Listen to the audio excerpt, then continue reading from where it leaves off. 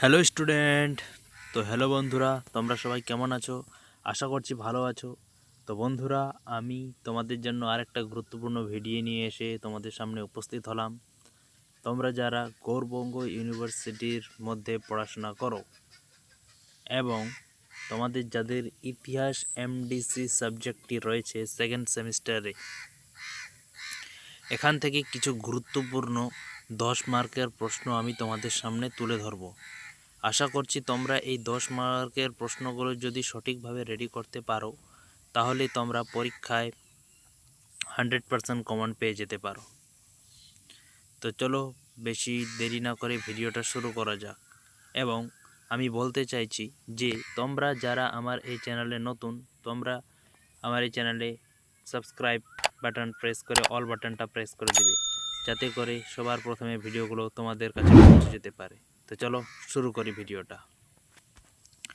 গৌড়বঙ্গ বিশ্ববিদ্যালয় থেকে ইতিহাসের এমডিসি বিএ সেমিস্টার 2 ছাত্রছাত্রীদের জন্য বিশেষ গুরুত্বপূর্ণ।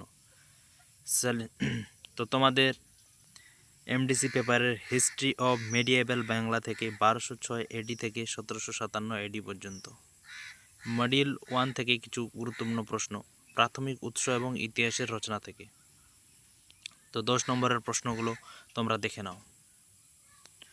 প্রত্নতাত্ত্বিক উৎসগুলি কিভাবে ঐতিহাসিক পুনর্গঠনে সাহায্য করে এবং উদাহরণ সহ আলোচনা করো।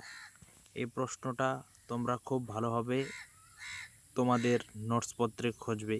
এই প্রশ্নটা খুবই গুরুত্বপূর্ণ। নেক্সট প্রশ্নটা আমরা দেখে নিই। ঐতিহাসিক তথ্য অনুসন্ধানে সাহিত্য এবং সাহিত্যিক উৎসের সীমাবদ্ধতা ও সম্ভাবনাগুলি বিশ্লেষণ করো। নেক্সট প্রশ্ন,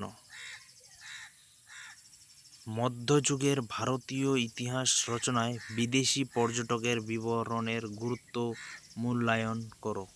এই প্রশ্নটা খুবই ইম্পর্টেন্ট।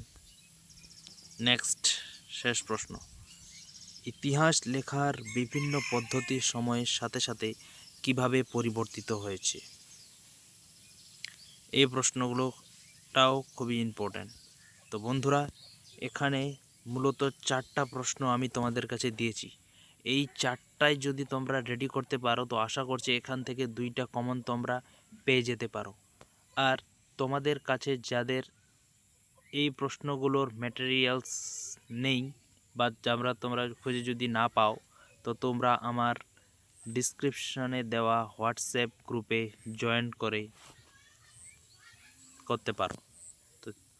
তো আজকে এই পর্যন্তই, দেখা হবে পরের ভিডিওতে।